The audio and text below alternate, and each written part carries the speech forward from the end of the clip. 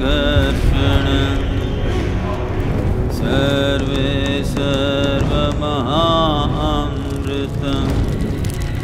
आरतम्। কলি, যার মানে কালো অন্ধকারের যুগ। সৌরজগতের যে চক্র চলছে, পৃথিবী কক্ষপথে ঘুরছে সেটা নয়, পুরো সৌরজগৎটা যে কক্ষপথে ঘুরছে তাতে তার 25,920 বছর লাগে একটা পাক দিতে। এই কক্ষপথকে দুভাগে ভাগ করলে এদিকে 4টে যুগ, ওদিকে 4টে যুগ, মোট 8টি যুগ পাবেন। শুধু কলি আর সত্যযুগই দুবার পরপর আসে, জোড়ায় থাকে, দুটো সত্যযুগ, দুটো কলিযুগ। কিন্তু বাকি দুটো যুগ মানে দাপর যুগ আর ত্রেতা যুগ একটা করেই থাকে কলি আর সত্যযুগের মাঝে। এখন এই যুগগুলোর তাৎপর্য রয়েছে, কারণ গোটা সৌরজগৎটা কক্ষপথে ঘোরার সময় সৌরজগৎটা আরও বড় যে সূর্যকে কেন্দ্র করে ঘুরছে, এদের মাঝের দূরত্বটা বদলাতে থাকে। সৌরজগৎ যত দূরে সরে যায়, এখানকার জীবেদের বুদ্ধিমত্তা ততই কমতে থাকে। তো কলিযুগ হল সেই সময় যখন সৌরজগৎ সবচেয়ে দূরে থাকে। এই সবচেয়ে দূরে থাকায় মানুষের বুদ্ধিমত্তা থাকে সবচেয়ে তলানিতে। আর তারপর যখন আবার কাছে আসতে থাকে, মানুষের বুদ্ধিমত্তা বিকশিত হওয়া শুরু করে। আসলে তারা তো এমনও বলে থাকেন যে মানবদেহের ভেতরে থাকা ইলেকট্রিক্যাল ও ম্যাগনেটিক ফোর্সগুলোকে ব্যবহার করার যে ক্ষমতা, তা আরও কাছে আসার সাথে উন্নত হতে শুরু করবে এবং দূরে সরার সাথে সাথে and get worse. খারাপ হতে শুরু করবে।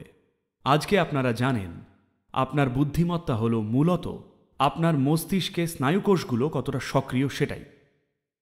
ঠিক, যদি আপনি মস্তিষ্কের একটা হুবহু তৈরি করা ছবি দেখেন, দেখবেন চারিদিকে বিদ্যুতের স্ফুলিঙ্গ হচ্ছে। ছবিটা দেখানো যাবে ওই মস্তিষ্কের ছবি, সেই ব্লু ব্রেন প্রজেক্টের। তো আপনি দেখবেন ক্রমাগত এর মধ্যে দুরন্ত বিদ্যুতের স্ফুলিঙ্গ স্পন্দিত হচ্ছে, কারণ কতটা ইলেকট্রিক্যাল চার্জ সে বইতে পারে সেটাই নির্ধারণ করে আপনার চিন্তা কতটা মূল্যবান, পরিষ্কার এবং স্পষ্ট হবে। একটা জিনিস যা সম্প্রতি পদার্থবিজ্ঞানীরা আবিষ্কার করেছেন, যোগের বিজ্ঞান এই বিষয়ে বহুকাল ধরেই বলে আসছে, পদার্থবিজ্ঞানীরা জানতে পেরেছেন এবং বলছেন প্রকৃতির পদার্থবিজ্ঞানের নিয়ম যা এই সৌরজগৎকে চালাচ্ছে, সেটা দেখে তাদের মনে হচ্ছে মানুষের মস্তিষ্ক এর চেয়ে বেশি উন্নত আর হবে না। তারা এটা বলছেন কারণ আপনি যদি স্নায়ুকোষের আকার বাড়িয়ে তোলেন, তার ক্ষমতা বাড়বে ঠিকই, কিন্তু তার অতিরিক্ত বিদ্যুৎ শক্তি লাগবে। এই মুহূর্তে এই যে আপনি বসে, আপনার মোট শক্তির 20% খরচ হচ্ছে আপনার মস্তিষ্কেই। আপনার মোট ক্যালোরির 20% এই মুহূর্তে খরচ হচ্ছে আপনার মস্তিষ্কে। বাকি 80% যাচ্ছে এই এত বড় শরীরের পেছনে। 20% খরচ হচ্ছে শুধু এখানেই আপনার মস্তিষ্কে, কারণ মস্তিষ্ক হলো আপনার খুবই অতিমাত্রায় শক্তি খরচকারী এক অঙ্গ। ধরুন আপনার মস্তিষ্ক এত বড় হয়ে গেল, তখন আপনার অনেক বেশি শক্তি লাগবে, তখন এত বড় পাকস্থলীও লাগবে সেই শক্তি যোগাতে। আমি জানি অনেকেই সে চেষ্টা করছেন, কিন্তু ওটা সঠিক পদ্ধতি নয়। ব্যাপারটা ওইভাবে কাজ করে না।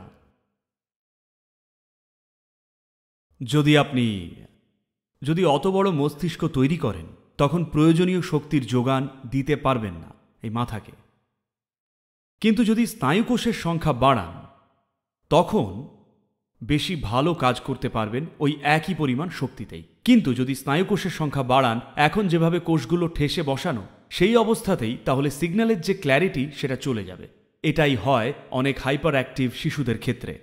তাদের মাথায় স্নায়ুকোষের সংখ্যা স্বাভাবিকের চেয়ে বেশি হওয়ায় তারা অসাধারণ, কিন্তু মনটা সবসময় বিভ্রান্ত থাকে, পরিষ্কারভাবে ভাবতে পারে না। তাদের অসাধারণ বুদ্ধিমত্তা রয়েছে, কিন্তু মুহূর্তের ঝলক হয়ে প্রকাশ পায়, কিন্তু আখেরে অর্থহীন, কারণ কোনো ক্ল্যারিটি নেই।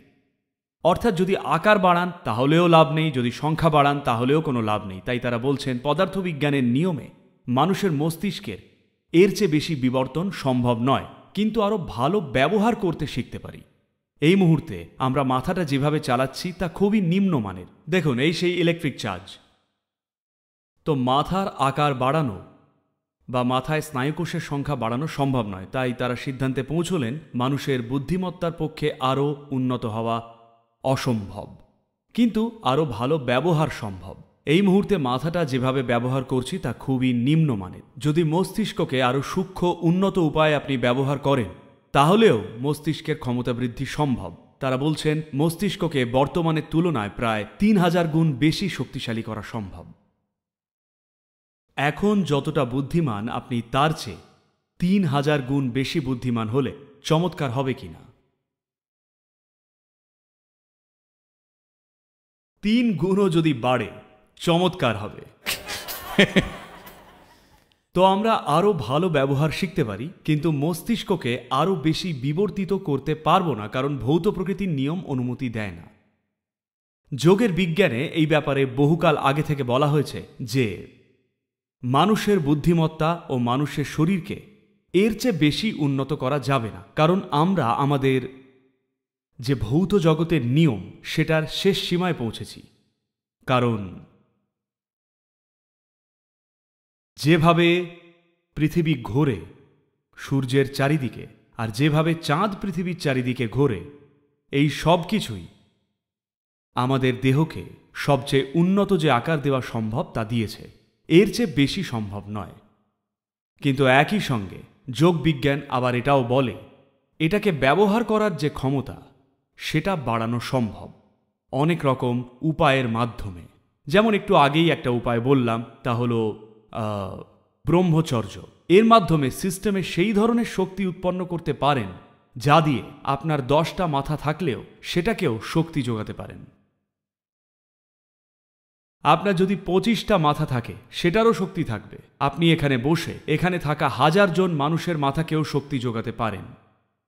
যদি যথেষ্ট শক্তি উৎপাদন করেন কুণ্ডলিনীকে জাগ্রত করার মাধ্যমে, নিজের শক্তিকে সম্পূর্ণ তীব্র অবস্থায় আনলে আপনি চাইলে 1000টা মাথার শক্তি যোগাতে পারেন। এতটা শক্তি সেখানে থাকে। তাই আমরা বলেছিলাম কিছু ঋষিদের ডাকাই হতো এই নামে, সহস্রাঙ্গ নামে, মানে তার 1000টা বা 10,000টা হাত রয়েছে।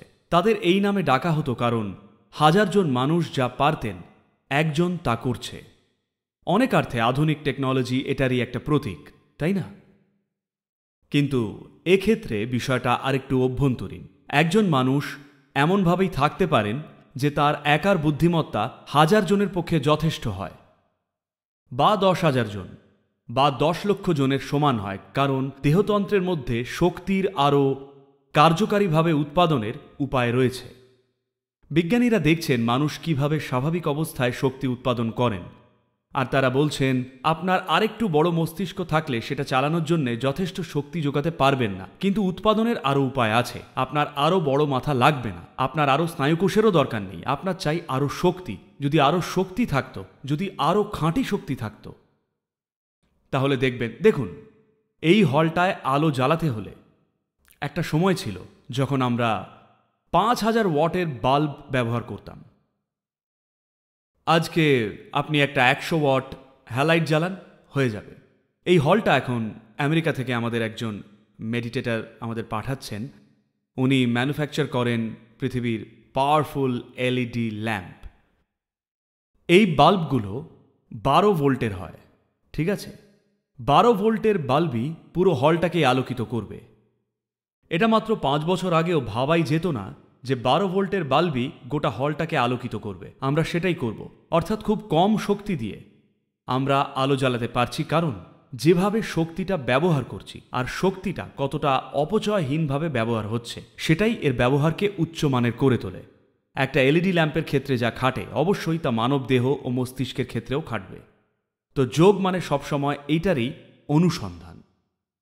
তো কল্কি তার আশার কথা যুগাবসান ঘটাতে, অন্ধকারের যুগ শেষ করতে ওনার আশার কথা। দেখুন, সময়ের প্রকৃতিটাই এই রকম। কাউকে সেটা শুরু করতে হয় না, কাউকে শেষও করতে হয় না। সময় এমনিতেও এগিয়েই চলে।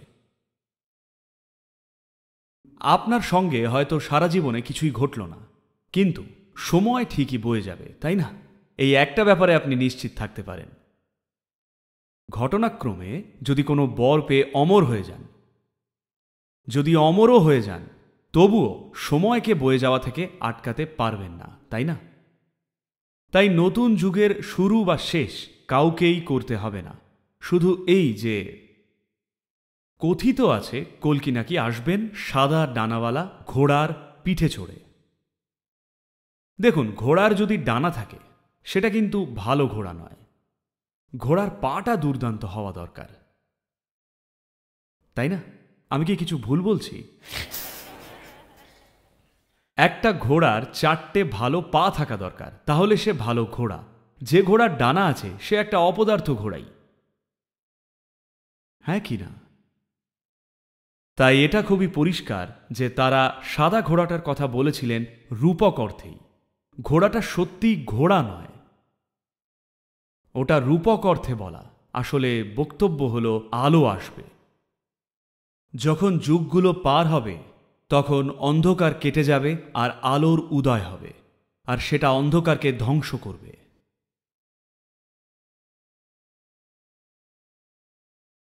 দেখুন, হলঘর যদি অন্ধকার হয় এই মুহূর্তে, তখন যদি একটা আলো জ্বালাই, সেটা কি অন্ধকারকে ধ্বংস করল? যেটা রূপক অর্থে বলা, যেটা কাব্যিকতার ছলে বলা, মূর্খ পণ্ডিতরা বা একসময় সুযোগ সন্ধানীরা অন্তর্নিহিত অর্থটা না বুঝে যেটা আছে সেটাই তুলে ধরেছেন। কল্পনা করা অর্থ, আসলে কথাটা রূপকার্থে বলা। সৌরজগৎ যত এগোয় সে অন্ধকার দশায় পৌঁছয়, আর আরও এগোলে আলোর উদয় হয়, আলোর বর্ষা হবে। আপনি না চাইলেও হঠাৎই আপনার মস্তিষ্কে আমূল পরিবর্তন আসবে আর বেশি ভালো চলবে, কারণ আপনি অন্য যুগে এসে গেছেন। যেমনটা গতকালই বলছিলাম, এমনকি আজও, এমনকি একটা কমিক বুকেও, এমনকি একটা শিশুর মনেও। আমার বুদ্ধি খুলে গেল মানেই আলো, হ্যাঁ কি না? তাই নয় কি? একটা দারুণ বুদ্ধি এসেছে, সেটার প্রতীক আলোই ভাবি, কালো অন্ধকার নয়। মনে পড়ে? কারণ মানুষ বুদ্ধিমত্তাকে সবসময় আলোর সঙ্গে তুলনা করেছেন। তাই ধর্মগ্রন্থে বলেছেন, যখন সৌরজগৎ সেই যুগ পেরোবে তখন আলোর উদয় হবে। খুব সুন্দরভাবে বলা হয়েছিল। আলাদা আলাদা যুগে মানুষজন আলাদা মাত্রার বুদ্ধিমত্তা ও আলাদা রকমের যোগাযোগের মাধ্যম ব্যবহার করবে। সত্য যুগে মন বেশি গুরুত্বপূর্ণ হবে। মাইন্ড বা মন, বুদ্ধি বা ইন্টেলেক্ট নয়, কিন্তু মনই বেশি গুরুত্বপূর্ণ হবে। সম্ভবত একমাত্র এই সভ্যতাতেই মন আর বুদ্ধিকে দুটো আলাদা জিনিস হিসেবে দেখি। আজকে আধুনিক বিজ্ঞানীরাও এই প্রথম এইরকমটা করা শুরু করেছেন বিগত প্রায় 1 দশক যাবৎ। না হলে মন মানেই শুধু বুদ্ধি ভাবা হতো। তো মনই হবে প্রধান জিনিস যোগাযোগের ক্ষেত্রে আর জীবনযাপনেও। মানে ধরুন, আপনাকে যদি কিছু বলতে চাই, আমার কোনো মাইক লাগবে না, আপনার দিকে এরকম জোরে চেঁচিয়েও কিছু বলবো না। আমি শুধু ভাবলেই আপনি জেনে যাবেন।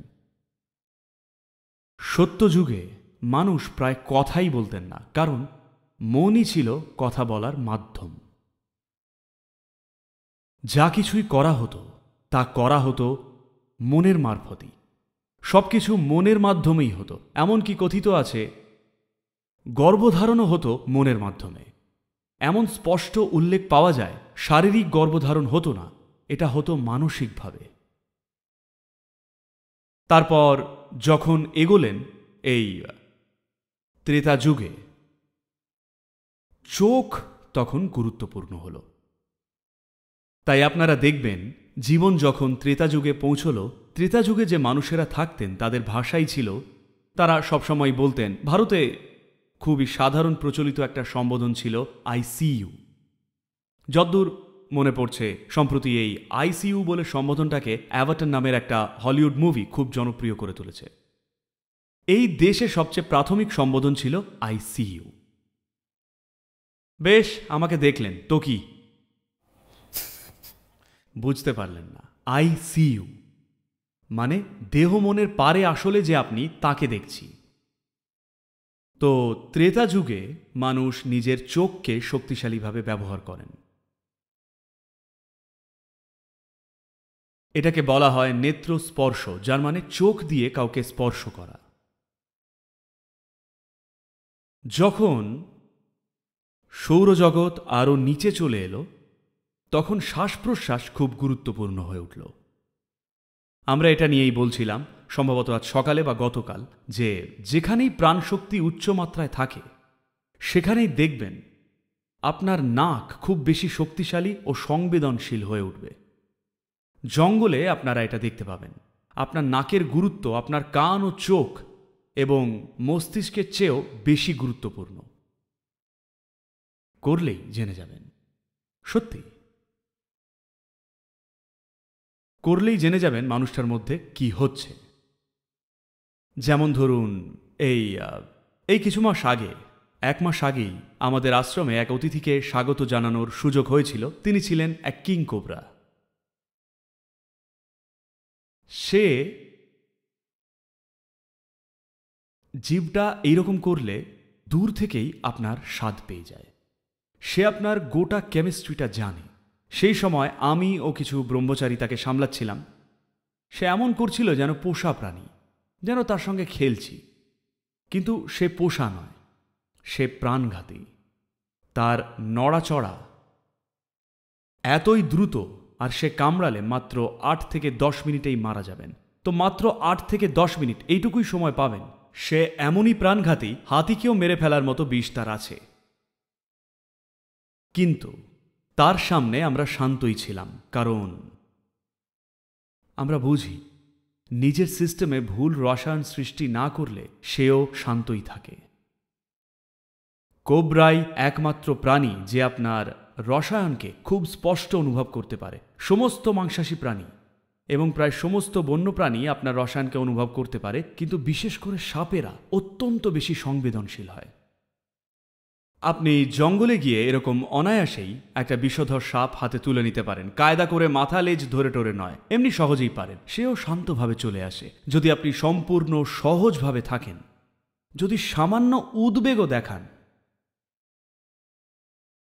আপনার আবেগের রসায়ন সামান্য উদ্বেগ, সামান্য ভয় দেখালেই সঙ্গে সঙ্গে সে তেড়ে আসবে, কারণ সে সঙ্গে সঙ্গে টের পেয়ে যায় আপনার দেহতন্ত্রে কি হচ্ছে।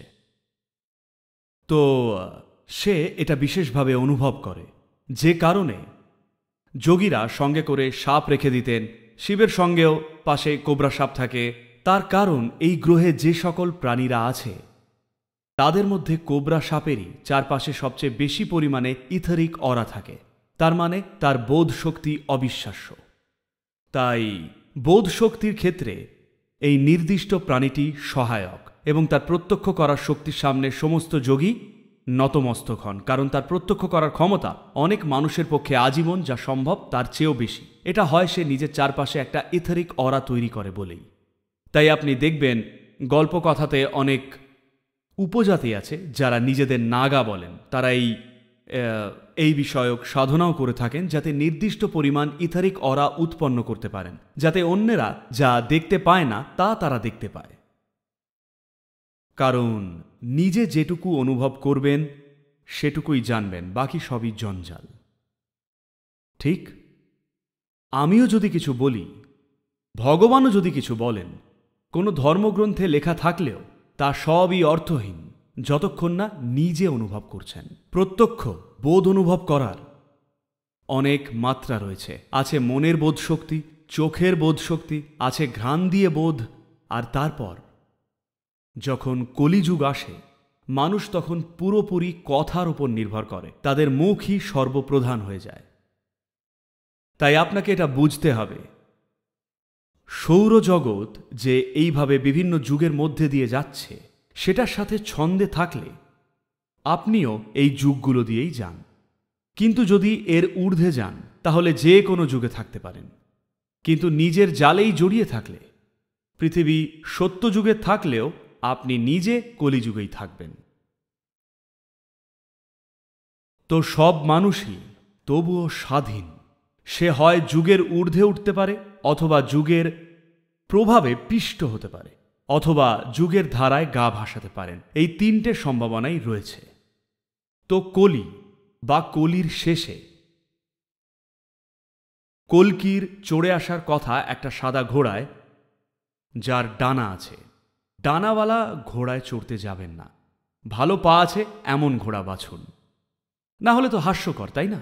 আসলে এটা রূপকার্থে বলা হয়েছিল, কারণ আলো বা বুদ্ধিমত্তাটা হয়তো আপনার ভেতর থেকে আসবে না, হয়তো মহাজাগতিক এক সম্ভাবনার বলে তা আসছে। কারণ সৌরজগৎ যেহেতু এই দশা কাটিয়ে উঠছে, আপনার বুদ্ধিমত্তা আলোর মতো জ্বলজ্বল করবে, আর প্রকৃতি এই উপহার আপনাকে দিচ্ছে, আপনার উপর বৃষ্টির মতো ঝরে পড়ছে। এটা একটা মহাজাগতিক উপহার। যেহেতু এটা মহাজাগতিক উপহার, আর আকাশে কিছু রাশি আছে যাদের আকার উড়ন্ত ঘোড়ার মতো। জানেন কি সেটা? নির্দিষ্ট কিছু রাশি আছে যাদের দেখতে উড়ন্ত ঘোড়ার মতো, তাই বলা হয়েছিল ওপর থেকে নেমে আসবে আর আপনার অন্ধকার ধ্বংস করবে। আপনার অন্ধকার ধ্বংস করতে হলে কাউকেই ঘোড়ায় করে উড়ে উড়ে আসতে হবে না। যদি একটা ছোট্ট আলো জ্বালান, অন্ধকার ধ্বংস হয়ে যাবে। অন্ধকারই কিন্তু সবচেয়ে দুর্বল জিনিস, অথচ সেটাও মানুষ দূর করতে পারেন না, কারণ তারা ভুল পদ্ধতিতে এগোচ্ছেন। ধরুন আমরা আলো বন্ধ করে দিলাম আর অন্ধকার হয়ে গেল, আর আপনি ঠিক করলেন, ধরুন এই হলটা নোংরা, যদি আপনাদের বলি এটা পরিষ্কার করুন, আপনারা সবাই দারুণ উৎসাহ নিয়ে যদি যান, হয়তো 15 মিনিটের মধ্যেই হলটা পরিষ্কার করে ফেলবেন। কিন্তু এবার হলটা অন্ধকার। এখন যদি বলি এই হতচ্ছাড়া অন্ধকারটা দূর করুন, আপনারা সবাই মনে প্রবল উৎসাহ নিয়ে গেলেও, আমৃত্যু চেষ্টা করলেও অন্ধকার দূর হবে না। কিন্তু একটা আলো জ্বালালেই অন্ধকারটা চলে যাবে। অন্ধকারের প্রকৃতি সেটাই। সেই জন্যই বলা, একজন আলোক সত্তা উড়ন্ত ঘোড়ায় চড়ে অবতীর্ণ হবে আর অন্ধকার দূর করবে। যদি না অন্ধকারকে ভেতরে তখনও ঠাঁই দিয়ে রাখেন।